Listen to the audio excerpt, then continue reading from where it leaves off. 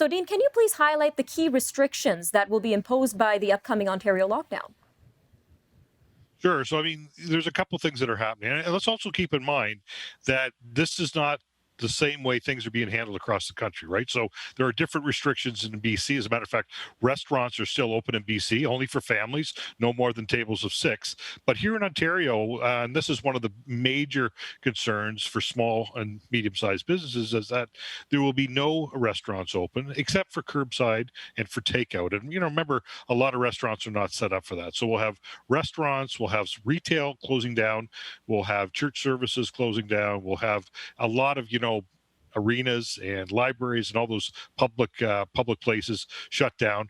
But I think one of the biggest concerns, as you indicated in your opening comments, was small businesses will be disproportionately affected, given the fact that you'll still have places like Costco and Canadian Tire and some of the big box stores open. So that is a major concern for small business people here in Ontario. And what do we know about last weekend's emergency meetings that led to this lockdown? Well, I think one of the things we know is that you also alluded to in your opening comments. There's absolutely some concern about the way this is being spread, where it is, and we also have to understand that if you look at province by province, everyone's handling it a little bit differently. And I think obviously the concern was that they're looking at trying to figure out how they stop the spread of this. But as Mr. Watson has pointed out in Ottawa, there's literally only 20 people in the hospital. There's nobody in ICU, and they're wondering why this is happening to them. And then if you look at it, and they're concerned about people coming to Ottawa.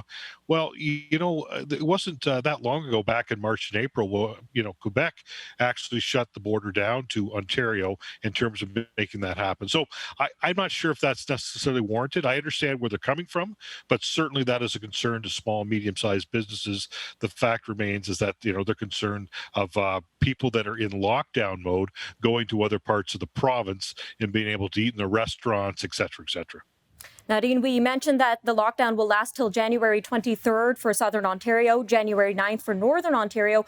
How likely will these lockdown restrictions be extended? So my thought process is it'll all depend on the numbers, right?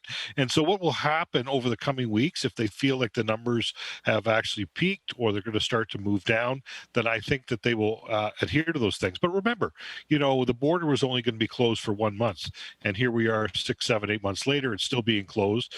So I would say that depending on what the health officials feel in terms of the numbers and how they think that they're going, that will determine whether they decide to lock down. So I would not be surprised if at some point in the future, maybe not at the end of January, but maybe another time, that there's another lockdown in our future. I mean, remember, vaccinations and these other things that are coming down the pipe are here, but they're not here in great numbers. And so that still remains a challenge for individuals and what happens. So I'm hopeful that the restrictions will be over at the end of January, but I am not optimistic that it won't happen again in the future.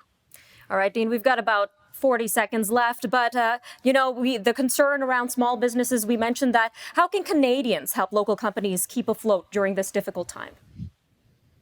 Well, I would encourage people to shop local as much as possible, right? It's tough when you go to your local hardware store that you can't go in and browse, or you want to go in to eat a meal at a restaurant.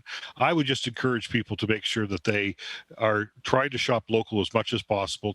Take advantage of the fact that these people, you can order ahead. The food could be ready as you move forward, and I think it is so important that we support our local businesses at a time like this. All right, Dean, thank you again for your time today on our show. All the best. Have a great Christmas.